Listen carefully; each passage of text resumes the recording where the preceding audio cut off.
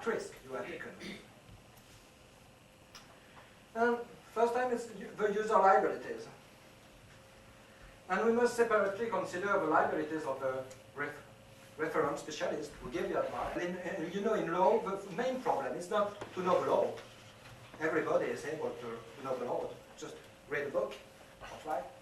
But the main problem is to try to what we call to characterize the fact, to know exactly what has happened. And if you can distinguish exactly what has happened, you will find easily on which lies the all available means, all available knowledge, and to do your work as a professional.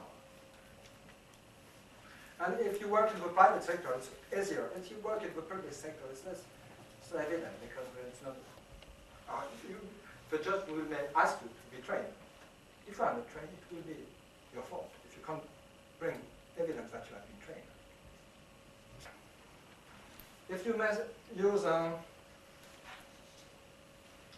all available means, perhaps in one time, you may imagine that people will say, why haven't you used Telemedicine? I don't know the name of the things to mix a hole in the teeth. You know, and say, okay, I've used your system, and your system was not very well working. But you have to bring evidence, any kind, above all, of medical device. We can't accept that any purchase of benefits from a contract or guaranteed from the supplier. Who has it? And for us, the problem lies in the data transmission. It's very difficult to bring evidence that there is a problem with data transmission. Settlement for any kind of software, because most of the time we buy a lot of software.